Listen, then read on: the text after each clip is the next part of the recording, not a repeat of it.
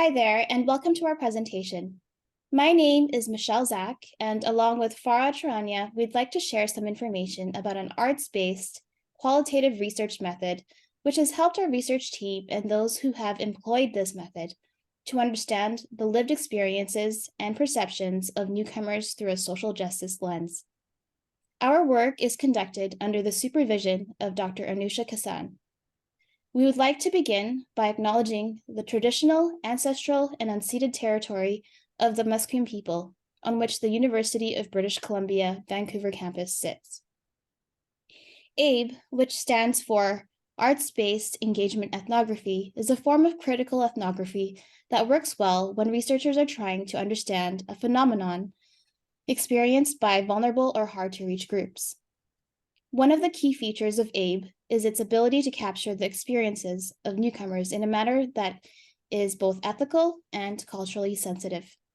To achieve this, participants are provided with cultural probe kits containing various tools such as iPads, diaries, maps, stationery, and Polaroid cameras. They are then encouraged to creatively document and openly share their experiences using these arts-based materials.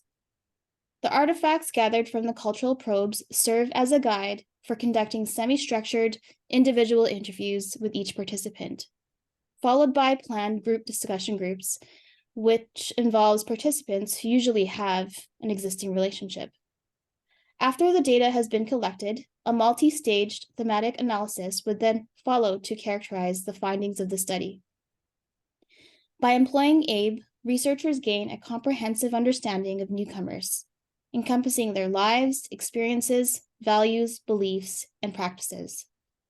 ABE is particularly effective when utilizing a social justice lens as a framework, enabling researchers to identify and address inequities related to race, ethnicity, gender, sexual orientation, disability, and religion. With that, I'll turn it over to Farah, who will take us through the remaining considerations of using the ABE method, how equity, diversity, and inclusion, or EDI values, are integrated into ABE, and the diverse ways ABE has been employed in various studies. Thank you, Michelle. Of course, no methodology is without limitations, and so I'm going to speak about a few of them here. One of the limitations to the ABE method is that it does require a longer time commitment from participants compared to some other common qualitative methods. Furthermore, the qualitative interviews and discussion group components of the method relies on verbal communication, which can limit the inclusion criteria only to include participants who can communicate in the same language as the researchers. This may also limit the ability for participants to express themselves in the way that they may be able to using their first language, which in turn can diminish the richness of their cultural narratives. However, to address these limitations, researchers should consider the use of translators in the interview and discussion phases of the method.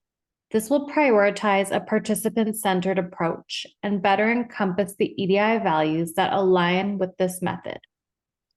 ABE allows the researcher to implement EDI values within their research by reigniting newcomer narratives from the participant's unique perspective, inviting marginalized individuals to be equal partners in the research process, and providing a platform for underrepresented voices in the literature. ABE has been used with a variety of newcomer populations and can be implemented to explore almost any phenomenon. Some examples of diverse ways ABE has been used previously is to understand and highlight the integration experiences of newcomer families as they encounter multiple transitions in their new country. This method has also been implemented to explore how newcomer youth experience transitioning to a new school and how these experiences influence their positive integration into the school system. And lastly, ABE has been used through a feminist lens to explore the experience of embodiment among racialized newcomer women in Canada. Included in the graphics of our poster are specific conceptualizations of how this method was implemented in each of the research studies mentioned previously. Thank you for listening to our presentation, and we hope you found it insightful.